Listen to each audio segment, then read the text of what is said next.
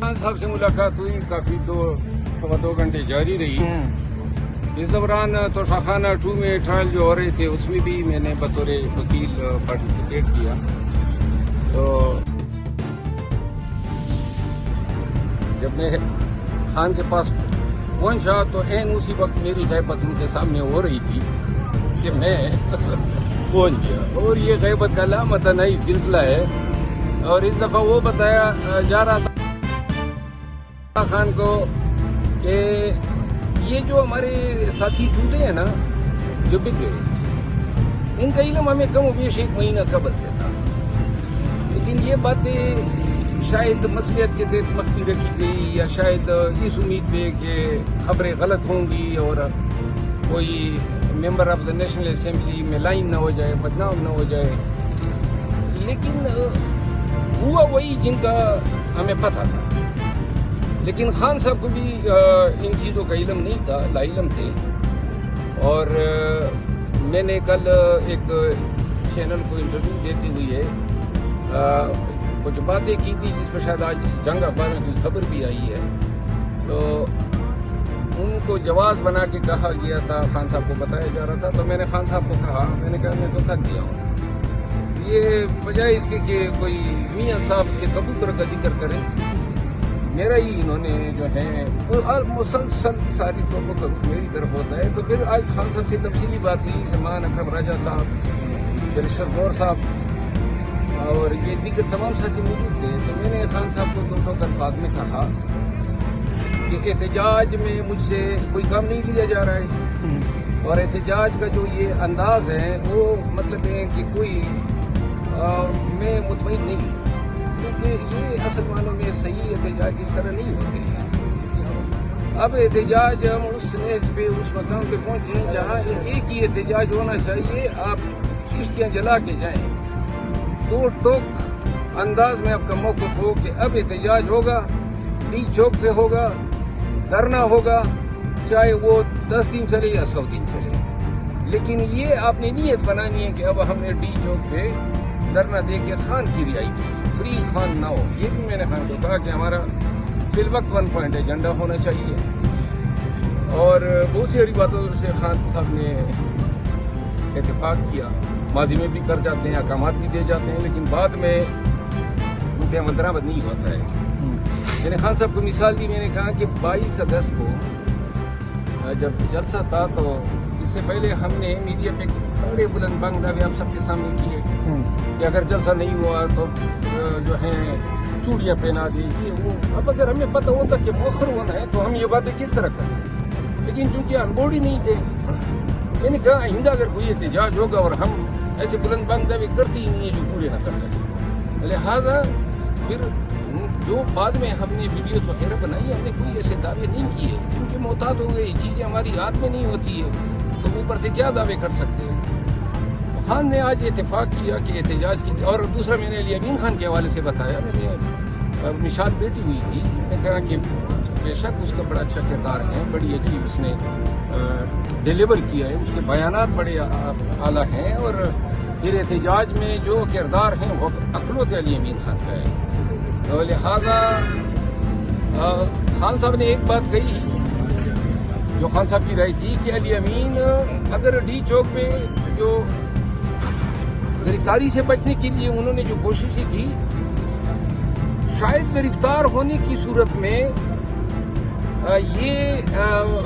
بات انتظامیہ کے گلے پڑ گئی۔ تو علی امین خان کا میں نے یہ کہا کہ یہ چیف منسٹر ہیں، ایک صوبے کو ریپرزینٹ کر رہے ہیں، کل گورنر راج لگائیں گے تو جواز یہ بنائیں گے کہ روزانہ وسائل کا استعمال کر کے ادھر چڑھ لوٹتے تھے۔ میں نے کہا اس کو ہم بیک اپ میں رکھ سکتے ہیں، ہمیشہ انہوں نے سپورٹ کیا ہے، لیکن میں اس کا قائل نہیں ہوں کہ علی امین خان جو ہیں ہم اس کو کنفرنٹیشن میں لے جائیں۔ تو اب اس حوالے سے فیصلے ہوئے ہیں، شاید سلمان اکرم راجہ صاحب اور وہ آج اناؤنس کریں گے، لیکن یہ اتفاق ہوا ہے کہ احتجاج کمیٹی کو احتجاج حوالے ہوگا، جس میں خان صاحب نے میاں اسلم صاحب کا نام بتایا کہ ان کو بھی رکھیں، علی امین خان کو بھی رکھیں، سلمان اکرم راجہ صاحب بھی ہوں گے، غور صاحب بھی ہوں گے، میں بھی ہوں گا، اور ایک دو، لیکن یہ ہماری کوشش ہوگی کہ انتہائی چھوٹی کمیٹی ہو، बजाय इसके कि हम इसको कोर्ट कमेटी बना दें। अच्छा, अभी आपने कहा कि आप जब अंदर गए तो वहाँ पे आपके खिलाफ बातें हो रही थी, ऐसा क्या आपने रात को कहा था जो कि जवाब बनाकर आपकी भाई गुफ्तगू- मैंने कुछ कहूँ या ना कहूँ, बातें तो फिर वो करते हैं ना, वो बाई डिफॉल्ट हो जाती है। लेकिन ये है कि अब खान को भी पता है और मुझे भी है, लेकिन आज मैंने ज़रा शोर ज़्यादा मचाया अंदर। क्या कहा आपने शोर में? मैंने खान को कहा ये सिलसिला आप ही बंद करें, इनको शटअप काल दें।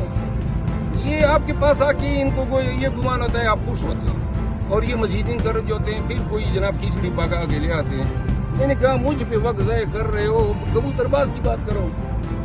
ये गवर्नमेंट के हस्बैंडों की बातें करो ना, आपके साथ हो क्या रहा है उन पे वक्त ज़ाय करो ना, मेरे पीछे क्यों पड़े हो? हाँ, इसके अलावा सर पिछली दफ़ा जो इमरान खान ने कुछ खबरें चली थी कि जवाब दिया था दोस्तों को। नहीं, आज तो खान साहब का बड़ा चमूद था। हाँ, अलबत्ता खान ने 2-3 बातें की। एक तो उन्होंने कहा है कि मौलाना फजल रहमान साहब